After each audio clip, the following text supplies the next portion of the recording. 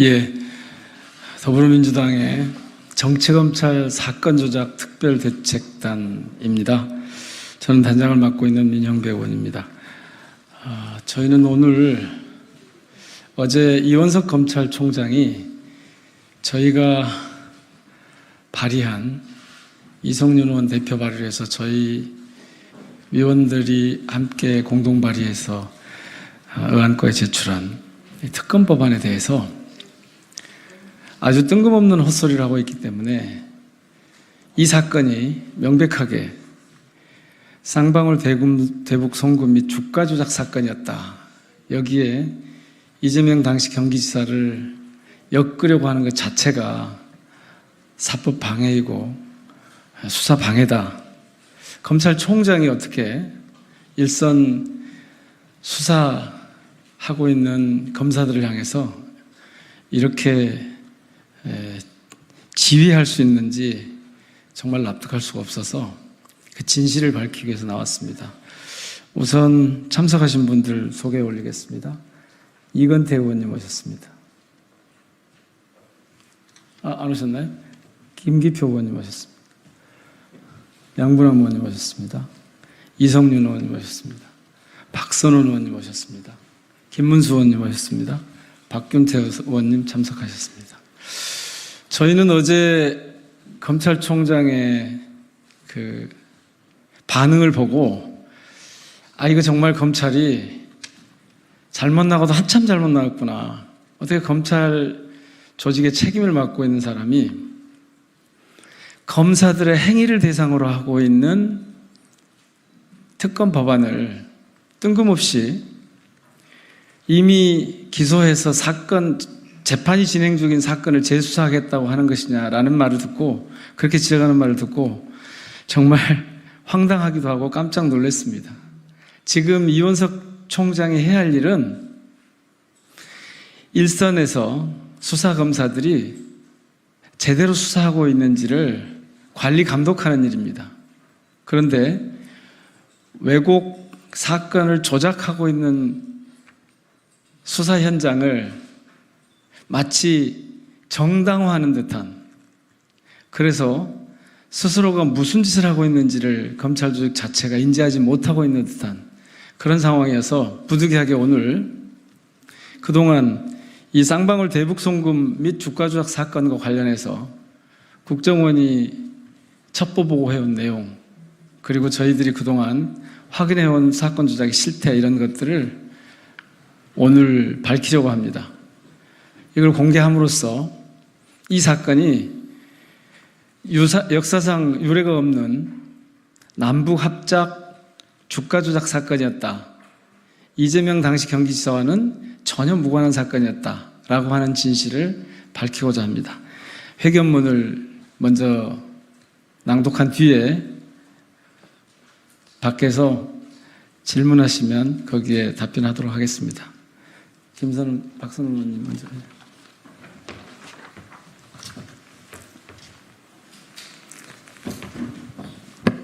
안녕하십니까.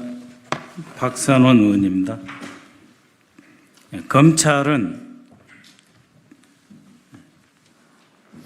검찰은 주 쌍방울 대북 송금 사건에 대해 이화영 전 부지사의 주도로 경기도 스마트팜 사업 명목 500만 달러, 이재명 지사의 방북 대가 300만 달러를 송금했고, 이 사실을 이재명 대표 당시 경기도지사가 보고받아 인지하고 있다고 주장하고 있습니다. 그러나 저희 대책단이 쌍방울 송금 사건에 대한 당시 정황과 내용을 담은 국정원의 첩보 보고서 등을 입수해 면밀히 분석한 결과 이 사건은 북한의 정찰총국, 통일전선부, 아태평화위원회와 남한의 주 쌍방울, 주 나노스에 소속한 주가 조작 세력이 벌인 유사일의 최초의 남북 합작 주가 조작 사건임을 확인하게 되었습니다. 당연히 이재명 전 지사의 방북 대가와는 전혀 무관한 사건이자 검찰의 무리한 증거 및 진술 조작으로 왜곡된 사건임이 분명합니다. 다시 말씀드립니다. 이재명 당시 지사는 방북을 적극 시도한 적도 없음이 이 문건에 의하면 이재명 지사는 적극적으로 방북을 시도한 자체도 나타나지 않습니다. 국정원 자료 등에 따르면 이 사건은 크게 3단계로 구분할 수 있습니다.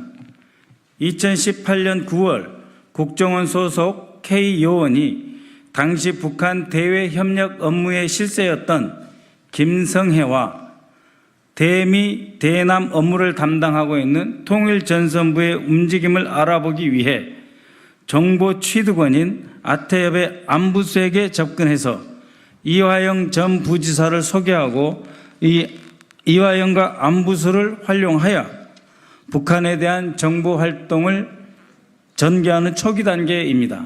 이 초기 단계에서는 비교적 안정되게 정보 활동이 진행되었습니다.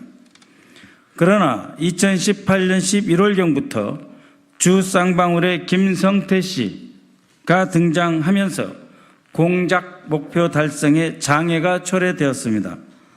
2018년 12월 북한의 김성애는 안부수에게 이화영과 사업이 진척되지 않음을 토로하고 김성애가 안부수에게 농장 사업을 추진하기 위해 200에서 300만 달러를 요청하였습니다.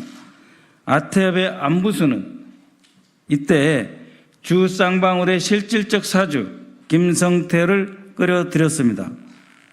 이 흐름을 보면서 당시 국정원 지휘부는 민간 사업가 김성태와 아태협 안부수가 함께 당초의 정보 획득 목표 및 공유 원칙을 어기고 북측과 직접 접촉 및 거래하는 상황을 파악하게 되었습니다.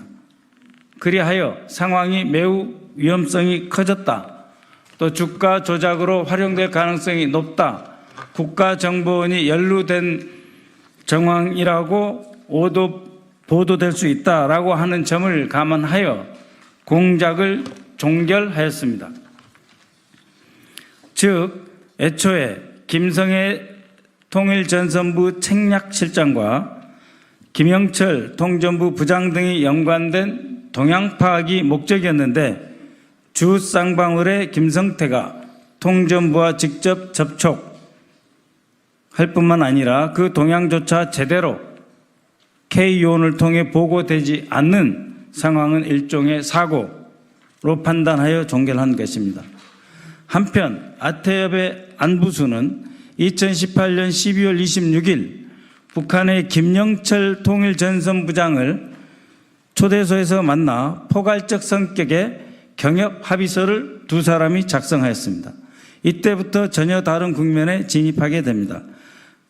또한 이 국면 진입에 관해서 당시 북한의 정찰 종국 소속 리호남은 대북 사업이 한국 기업의 주가에 큰 영향을 끼치고 돈을 벌게 할 수 있다는 점을 알고 있었으며 남북 경협 사업을 내세워서 기업의 확장과 이익 추구가 가능하다는 데 차관 이호남이 안부수와 김성태 등과 논의하여 주가 조작 가능성을 제안한 것으로 파악하였습니다. 바로 그 직후인 2019년 1월 주식회사 나노스는 본격적인 대북 사업 진출을 보여주기 위해 김형기 전 통일부 차관을 고문으로 김영수 전 현대 아산상무를 사내이사로 영입하고 자원개발과 광물성 제품 개발을 신규 사업 목적으로 추가해 본격적으로 주가 부양에 나섭니다. 주가가 11일간 무려 82%나 수직 상승하였습니다. 이 모든 과정에서 이재명 당시 경기도지사와 관련된 언급, 즉 송금과 관련된 언급은 전혀 발견되지 않습니다. 더구나 2019년 9월부터 이재명 지사가 선거법 공판 2심에서 벌금 300만 원이 선고되어 더 이상 북한을 방문할 수 없게 되었다라고 하는 것은 경기도 실무자들조차도 국정원 직원과의 접촉에서 확인한 바 있습니다. 그리고 안부수와 김영철이 만나면서 포괄적인 남북 경협 사업을 합의함에 따라 스마트팜을 포함한 농업 분야의 협력 사업조차 아태엽 안부수에게 사업권이 넘어간 상황이었다는 점을 말씀드리고자 합니다. 본 사건은 이재명 방북을 위한 비용을 마련하기 위한 사건이 아니고 대북 사업을 매개로 북한 당국자들이 개입한 쌍방울과 나노스, 즉 한국 기업과 결탁한 주가 조작 사건이라고 결론 짓습니다.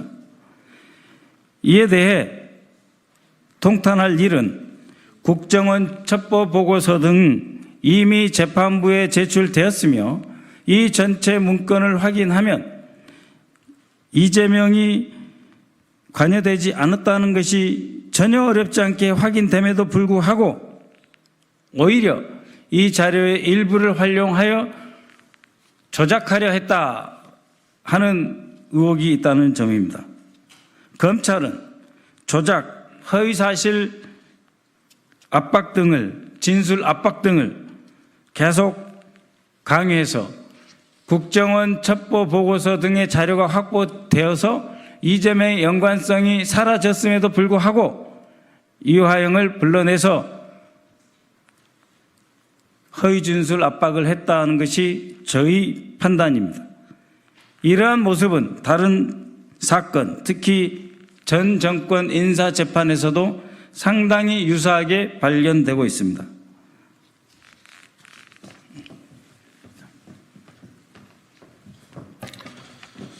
어제 민주당 정치검찰 사건 조작 특별대책단이 발의한 대북송금 관련 검찰의 사건 조작 특검법을 두고 윤석열 검찰 정권의 검찰총장이 신속하게 반응했습니다. 국회 특검법 발의가 검찰에 대한 겁박이자 사법부에 대한 압력이며 사법방해라고 판단한다는 것입니다. 얼마 전 윤석열 대통령은 최병 특검법을 거부해 분노한 국민을 광장으로 쏟아져 나오게 했습니다. 이번엔 윤석열 검찰이 자신들의 사건 조작 의혹을 수사하라는 특검 법안을 겁박이라고 우겨댑니다. 윤석열 검찰 정권에 엄중히 경고합니다. 국민의 군림하고 무시하는 행태로 일관한다면 결국 윤석열 검찰 정권의 몰락을 자초하게 될 것입니다. 수락석출이라 했습니다. 물이 빠지면 돌이 드러나듯이 진실은 머지않아 드러납니다. 이를 향한 특검 열차도 이미 출발했습니다. 윤석열 검찰 정권의 자중을 요구합니다. 예, 밖에서 질의응 답변하겠습니다. 고맙습니다. 네.